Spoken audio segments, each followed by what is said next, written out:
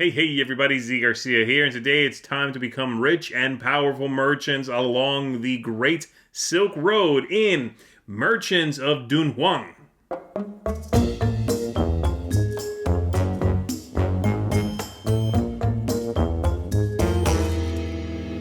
In this game, each player is a merchant, and you're going to be collecting resources. You'll be putting them into your hand, your supply, or displaying them in front of you, and you're going to be appealing to the local people for, well, some manipulation, maybe a little trickery, trying to manage your money, manage your resources, and ultimately come out on top. So we're going to go ahead and take a look at how it works. I'm going to take you down to the table, show you a little bit of how the game plays, and then we'll come back up here, and I'll tell you what I think of it. So here we're taking a look at the game setup. The central wheel here is set up randomly. The tiles are double-sided as well, so you'll randomize that. Then you'll shuffle up the deck of cards and place one below each of those spaces. The deck itself is modified based on the number of players. So for example, in a game with 2 players, you would remove all the 10s, the 9s, and the 1.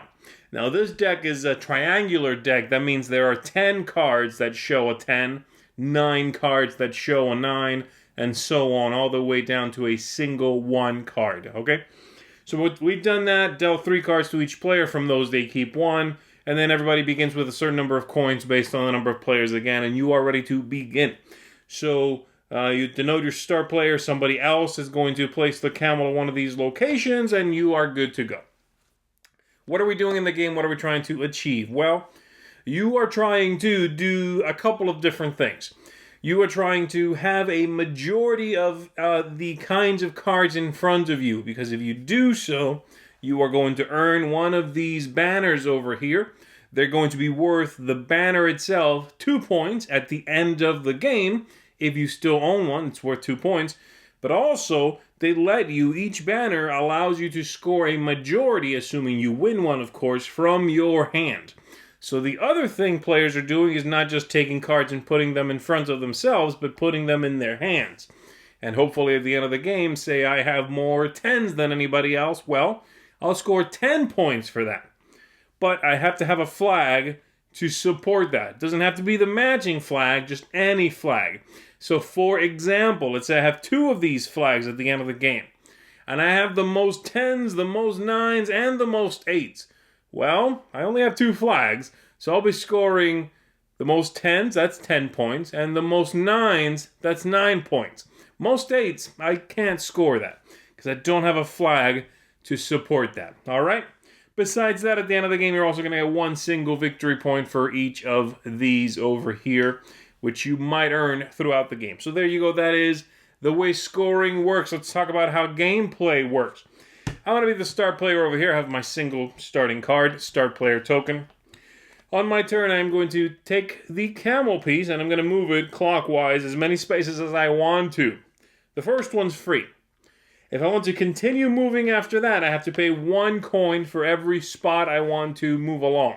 So for example, at the beginning of the game, I might say free, 1 coin, and I would take one of the coins I have in my supply and put it back. Then I am going to pick up this card associated with that spot, and I can either put it right into my hand, so now I'm holding another card, or right on the table. Let's say I put it on the table. It's the very first 6, so immediately I take the matching flag. I control that for now. And then I have a choice. Once I've taken the card and put it in my hand, or I put it on the on my display, I can do the action associated with the tile, or I can take 3 coins from the supply. And then it's the next player's go. And we'll continue doing this until the deck is gone. We've all taken equal turns, and then we'll score. All right. So all of these are going to have very different things. They're going to let you exchange cards with other players. They're going to let you draw more cards and put some in your hand. They are going to prevent these flags from being stolen from you as easily. They're going to allow you to exchange cards between what you're holding in your hand and what you're holding on the table. They are going to let you discard cards to earn points, or maybe simply earn points by controlling different flags. All sorts of things, all right? So I've done that. I've gotten to this spot, and this spot happens to let me switch a card from my display with any of the ones around the wheel. Well, I don't really want to do that now. So instead, I'll take the 3 coins. And it would be the next player's go. The next player has their opening card here. They're going to go, let's see. What are they going to do? They're going to go 1, and they're going to go 2. They'll take this one, they'll put it in front of themselves, they're going to get the matching 9 flag, and then they're going to earn one of these gems for every flag they control. That's 1. They've earned that. That's it. Oh, and I forgot, at the end, actually, before that character would have moved, the final thing we do is actually replenish the spots that are empty. There we go. And now that this player has finished, we replenish that. And it's the next player's go. And they will continue doing this. Again, the card goes to the table or to your hand. Once that's all done, like I said, 2 points per flag. And these, by the way, are taken away. If anyone matches you, you lose it, okay? So 2 points for these, majorities in hands, gems, money would be a tiebreaker at the very end. And that's pretty much it. I'll show you one more turn, I think. Let's say this player over here is going to go. They're going to move... free 1, they would pay 1. They're going to take this card, they're going to put it in their hand, and then they're going to do this ability, which is draw as many cards as the number of spaces the camel moved, keep 1, bury the other ones. So I moved twice. I would draw 2. Whoop. And then it's an 8 and a 10. This player's already holding a 10 and a 5, so I'll take the 10, and I'll put the 8 at the bottom of the deck. Hopefully, at the end of the game, this player is thinking, hopefully, that they're holding the most 10s, and they'll be able to score that. All right? So there you go. Hopefully, you are getting how this all plays out from my overview here. Let's go ahead and go back up top, and let me tell you how all of this comes together and what I think of it. There we go, that is the game. One major important thing I forgot to mention in the overview, by the way, there is a way in which the game can enter sudden death, so to speak. The game can end prematurely if any player at the table gets 4 of those flags in front of them and has in their hand 4 distinct goods. If that happens, on your turn, you declare you have that, you win the game. And the game's over. There is no final scoring. That's it. It's something that's not going to happen every game, but the threat of it being there is a big part of the game. I wanted to make sure I did not forget to mention that because I did not go into it in the overview on the table. That, by the way, is 5 flags and 4 distinct cards in your hand if you're playing with 2 players only. All right? So there you go. That's definitely a possibility, and it's an important thing to keep in the back of your mind as you look around the table and realize so-and-so is very close to that. I better take away one of those majorities, and this card I'm about to pick up, I better not put in my hand, but instead put on the table to wrestle that away. That sort of thing. In any case, let's go ahead and talk about it, shall we?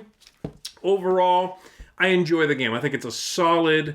engaging, very attractive little card game that, while there are some very, serious sort of thematic disconnects to what's going on mechanically with it, is engaging, and I've had very much a good time with it. So let's talk about it, shall we? I'm going to start with the 2 things I think are a little bit weaker. Theme is certainly weak. It doesn't make a whole lot of sense why you... go and appeal to someone, but that if you don't want their power, they pay you. It doesn't make sense what the table versus your hand really represents. It's just a theme. Not even a particularly splashy or exciting theme, and it's certainly one I cannot use to teach the game. That rule, for example, of you go and appeal someone's power and they give you something. But if they don't, meaning you don't want it, take 3 coins. Why? Don't just... That's just the rules. You know what I mean? It doesn't really make any sense. That's what I mean by the theme being disconnected. Is it a problem? No. Does it work against teaching the game? No. But you'll ignore it very quickly. And then the second thing is the replay value. Certainly not bad. I just wouldn't say it's tremendous, okay? For one thing, I think the game scales up a little bit better 2 players is fine. I've enjoyed playing it at 2. But you are removing from the deck all the 10s, all the 9s, and the 1 as well. The 1's a single card. But the 10s and the 9s plus the 1, that's 20 cards gone and less variety, right? So, because that fight for the 10s, that fight for the 9s, that's a lot of cards. That's a lot of possibility for push and pull. I'm holding, 3 of the 10s. Is that the most? Does anybody among 4 players, does anybody at the table have 4 10s? Did someone get 4? Probably not. But can I, for example, there's a power there that says I can discard a card from my hand and get 3 gems. That's 3 points guaranteed. Can I afford to let one of those 10s go? Will 2 10s still be the most? Because a tie is friendly. That's okay, right? As long as nobody has 3 10s. So that the 10s and the 9s allow for a little bit more of that is what I'm saying, right? So I think it scales up a little bit better. All right, the other things, I like them all. The aesthetics, lovely. High quality cards. Iconography is clean, easy to read. Game looks great. Good quality cardboard as well for those tiles that make up the circle. The game art, solid. That hand versus table balance is really good. I enjoy that a lot. The idea of I can put a card in my hand or I can put a card on the table, try to control a flag. It's only 2 points, but it helps me with that sudden death finish, right? But I need the flag to score a majority, any majority in my hand. That's all really interesting. And so I enjoy that aspect of it very much. The game art, the hand versus table, the knowing when to push someone and where. I enjoy that. Ease of play is good. Quick turns. You're going to need some table space, certainly, especially with 4 players. So while it is just a little card game, think that, be aware that the game just sort of takes a little bit more space than you might think it does from looking at the box size, okay? So be aware of that. Lastly, tactics, luck, strategy. Most of the cards you acquire in this game are face up. You will move yourself somewhere, you will acquire a card face up. You put it, on the table or pick it up. Yes, you're drawing from the deck sometimes if you trigger a power that allows you to do so, but it's rare.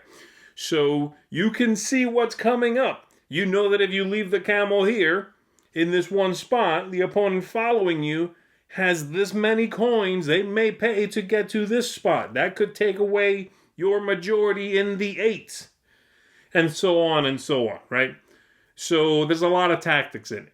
Strategy, long-term planning?